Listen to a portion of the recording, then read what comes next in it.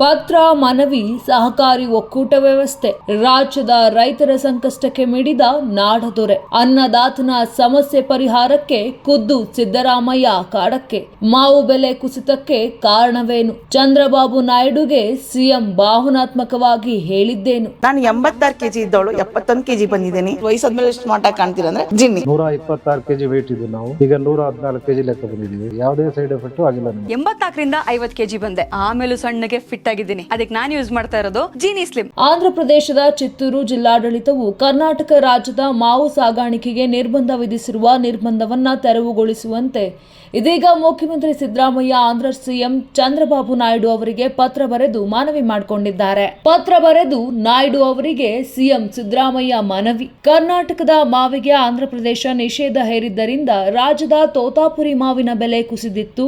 ಇದರಿಂದ ಮಾವು ಬೆಳೆಗಾರರು ತೀವ್ರ ಸಂಕಷ್ಟಕ್ಕೆ ಸಿಲುಕಿದಂತಾಗಿತ್ತು. ಇದಾದ ಬಳಿಕ ಸರ್ಕಾರದ ಮುಖ್ಯ ಕಾರ್ಯದರ್ಶಿ ಶಾಲಿನಿ ರಜನೀಶ್ ಅವರು ಆಂಧ್ರ ಪ್ರದೇಶದ ಸರ್ಕಾರಕ್ಕೆ ನಿಷೇಧ ಹಿಂಪಡೆಯುವಂತೆ ಪತ್ರವನ್ನ ಬರೆದಿದ್ದರು.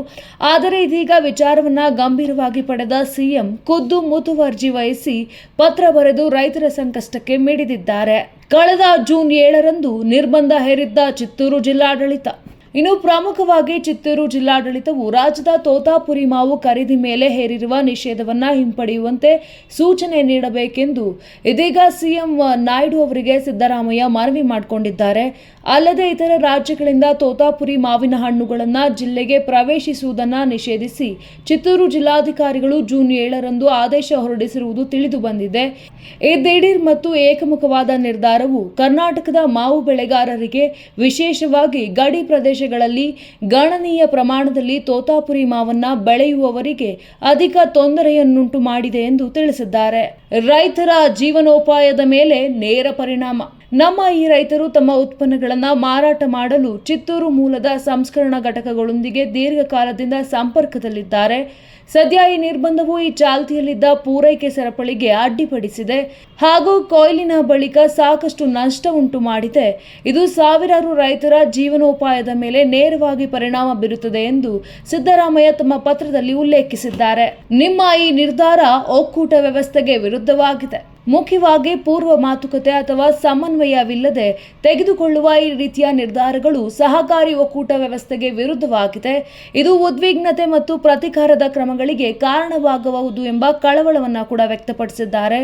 ಪಾಲುದಾರರು ಈಗಾಗಲೇ ಅಸಮಾಧಾನ ವ್ಯಕ್ತಪಡಿಸುತ್ತಿದ್ದಾರೆ.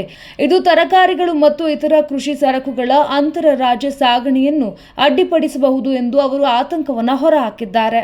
ಜಿಲ್ಲಾಡಳಿತದ ಆದೇಶವನ್ನ ತಕ್ಷಣವೇ ರದ್ದುಗೊಳಿಸಲು ನಿರ್ದೇಶಿಸಿ ಈ ವಿಷಯದಲ್ಲಿ ನೀವು ಮಧ್ಯ ಪ್ರವೇಶಿಸಬೇಕೆಂದು ಒತ್ತಾಯಿಸುತ್ತೇನೆ ಮತ್ತು ಚಿತ್ತೂರು ಜಿಲ್ಲಾಡಳಿತದ ಆದೇಶವನ್ನು ತಕ್ಷಣವೇ ರದ್ದುಗೊಳಿಸಲು ಜಿಲ್ಲೆಯ ಅಧಿಕಾರಿಗಳಿಗೆ ಅಗತ್ಯ ನಿರ್ದೇಶನಗಳನ್ನು ನೀಡಬೇಕೆಂದು ವಿನಂತಿಸುತ್ತೇನೆ ಎಂದು ಸಿದ್ದರಾಮಯ್ಯ ಪತ್ರದಲ್ಲಿ ರೈತರ ಸಂಕಷ್ಟವನ್ನು ಬಿಚ್ಚಿಡುವ ಮೂಲಕ ಅನ್ನದಾತನ ನೈಜ ಪರಿಸ್ಥಿತಿಯನ್ನು ಅನಾವರಣ ಮಾಡಿದ್ದಾರೆ.